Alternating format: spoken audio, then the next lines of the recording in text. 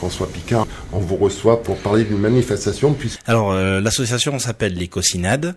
C'est un festival d'humour qui est itinérant et qui longe le COS. Alors, le siège est à Nespoules, mais on essaye d'aller un petit peu dans tous les villages longeant le COS corrézien. Voilà. Côté corrézien et peut-être dans l'avenir... une petite excursion côté Lotois ? Alors ça, donc l'avenir nous le dira. Jusqu'à présent, on est resté un petit peu en Corrèze, mais effectivement, on a déjà été sollicité par 2 communes du Lot et pourquoi pas. Alors, aujourd'hui, d'habitude, on vous reçoit pour nous annoncer une manifestation. Aujourd'hui, malheureusement, vous allez nous annoncer le report. Tout à fait. Parler de report. Avec les conditions d'aujourd'hui et, je dirais, à cause de la Covid, bien entendu, il nous est impossible donc d'organiser le festival 2021 qui avait lieu donc le 25 septembre de cette année. Et donc, nous avons décidé avec le conseil d'administration de reporter le festival donc le 24 septembre 2022. Malheureusement, il est un peu tard maintenant depuis le confinement pour pouvoir organiser le festival, sachant que c'est quand même un événement qui est très prenant en termes de temps et de bénévoles. Et aujourd'hui, avec le peu de visibilité que l'on a, je dirais sur les mois à venir, c'est très très difficile d'engager l'association pour le festival. Voilà. Oui, surtout qu'il y a une association, on veut dire bénévole. Et les bénévoles, avec toutes ces contraintes sanitaires, c'est pas forcément évident de les regrouper, de les rassembler, de faire des réunions. Malheureusement, voilà. Toutes les réunions actuellement sont faites en visio, bien entendu, comme beaucoup de nos collègues d'autres associations qui ont malheureusement opté pour le même genre de communication en interne, quoi, voilà, pour organiser ces réunions de bureau. Les Cosinades, donc on a reçu plein d'artistes jusqu'à présent. Là actuellement, donc sous le nom Les Cosinades, ça sera la 3e édition. Ça devrait être la 4e, mais ça sera la 3e édition du festival Les Cosinades. Qui n'en sera que plus belle d'ailleurs. Et qui n'en sera que plus belle, sachant que déjà la 2e, on a eu un énorme plaisir. D'ailleurs, on était venu en parler ici dans les studios de Radio Vicomté, puisqu'on a affiché complet à Turenne, donc en 2019 maintenant. C'est vrai que ça, on a oublié qu'on a sauté une année, tout à fait, et on a du mal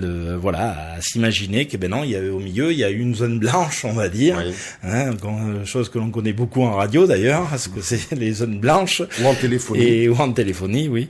Donc en espérant que l'année prochaine on soit dans de meilleurs cieux avec qui est une bonne étoile. Et qui est une bonne étoile pour qu'on puisse bien sûr organiser ce festival. Bon, on est assez confiant puisque maintenant quand même on espère qu'on a fait le plus dur là, voilà.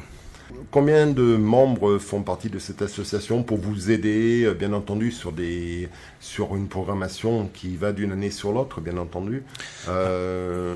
Alors, il y a combien de bénévoles ? Il y a déjà un bureau que je salue au passage de 5 personnes.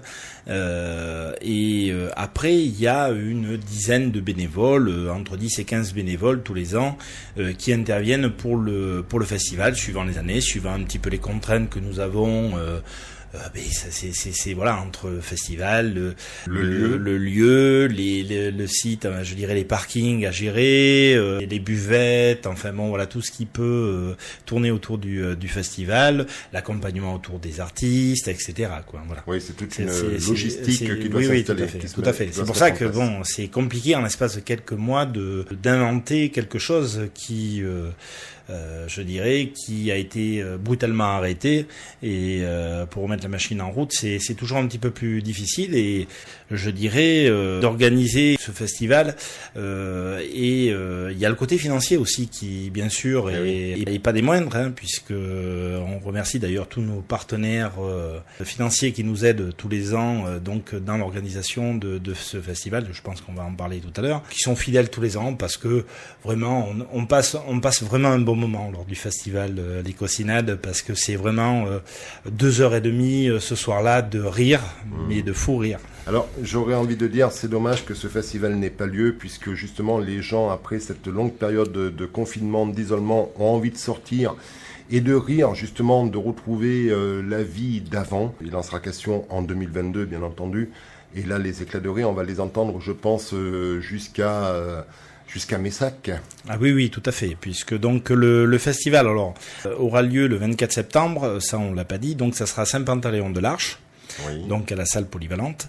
Je tiens d'ailleurs à remercier la municipalité, et notamment monsieur le maire de Saint-Pantaléon-de-l'Arche, qui encore une fois a bien voulu nous prêter donc la salle donc de Saint-Pantaléon-de-l'Arche et reporter encore une fois, malheureusement, bon bien sûr il comprend, comme aujourd'hui on est obligé de comme tout le monde est obligé de faire pour le report de ce festival, voilà. Avec une programmation déjà établi. Les artistes donc nous ont renouvelé leur confiance en repartant donc pour l'année prochaine, ce qui est pas forcément évident parce que suivant les tournées, etc.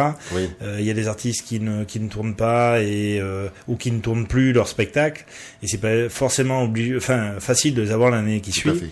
Donc là pour le coup on a de la chance puisqu'on a donc 2 artistes dont on parlera dans les mois à venir. Voilà. Bien sûr, je reviendrai sur ce même plateau et ça sera avec plaisir qu'on te recevra bien entendu dans les studios de Vicomté que tu connais bien. Et pour vous en parler, mais rassurez-vous, il va y avoir du lourd. Il va y avoir du lourd. Ce n'est possible avec des partenaires.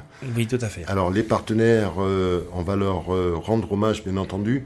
Tu vas en parler. C'est tous les commerçants et artisans donc de la région qui nous aident et que je remercie parce que depuis maintenant pas mal d'années ils nous soutiennent dans ce festival et c'est vrai qu'ils sont ils sont actifs aussi dans le festival puisque tous les ans ils viennent nous voir et ils voient un petit peu ce que l'on fait et voilà. Alors, et donc je tenais quand même à pas tous les remercier parce qu'ils sont très nombreux, mais les principaux, donc c'est notamment notre partenaire principal, c'est le garage Pouget Hyundai à Brive.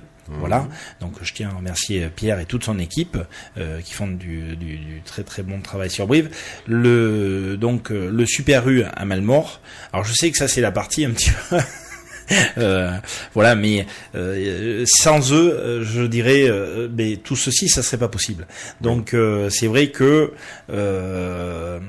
on tient vraiment à les remercier, le Crédit Agricole aussi et l'établissement Chatra à Conac.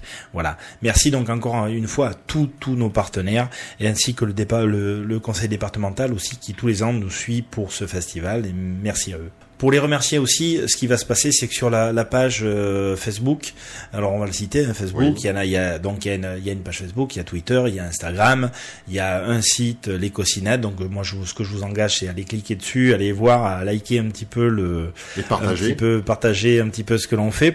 Tous les contacts sont dessus. Voilà, vous pouvez nous avoir, on répond assez rapidement. Vous êtes en recherche de bénévoles? Bien sûr, on est en recherche de bénévoles tous les ans.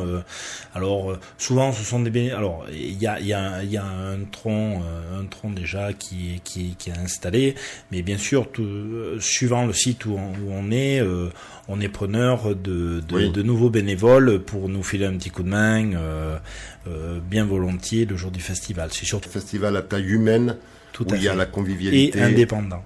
Et indépendant, je tiens à le souligner parce que aujourd'hui on est un petit peu entre guillemets malgré tout ça libre de faire ce qu'on veut. Voilà. François Picard, merci. Bien, merci Jean-Marie, merci à Radio Vicomté qui nous suit aussi depuis toutes ces années. Oui. Donc je tenais à les saluer. Et François Picard, merci. Et on se retrouve très vite donc pour connaître la programmation de ce nouveau festival qui aura lieu en 2022. Le 24 septembre 2022. Voilà. À Saint-Pantaléon-de-l'Arche. Tout à fait Jean-Marie. Salut François. Merci Jean-Marie, à très bientôt.